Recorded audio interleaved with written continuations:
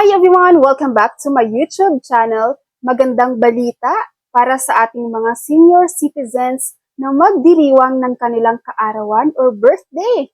Wow!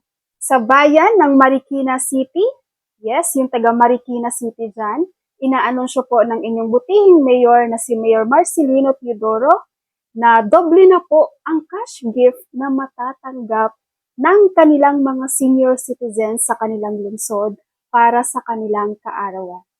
Ito ay dahil effective na po noong August 1, 2024 ang Ordinance Number 40 Series of 2024. Ang Ordinance Number na ito ay may title na Ordinance Increasing the Grant of Birthday Cash Gift to all bona fide senior citizens in the city of Marikina. So magkano na nga ba ang birthday cash gift ng mga senior citizens sa Marikina City? Para po sa kaalaman ng lahat, ang dating birthday cash gift ng mga senior citizen sa Marikina City is 1,000 pesos.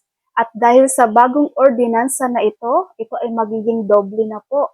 So from 1,000 pesos, ngayon ay 2,000 pesos na po ang matatanggap ng mga senior citizens na magbe-birthday sa Marikina City effective August 1, 2024.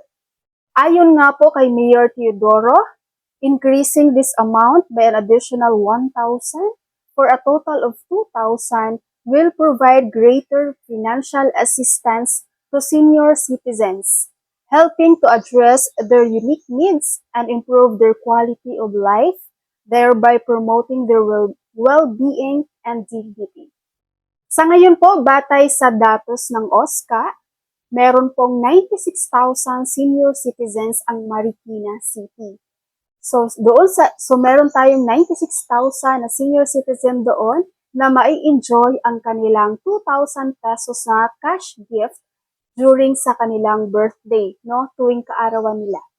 Kayo ba dyan, guys, sa inyong lugar? Kumusta naman ang birthday cash gift? Meron din po ba sa inyo?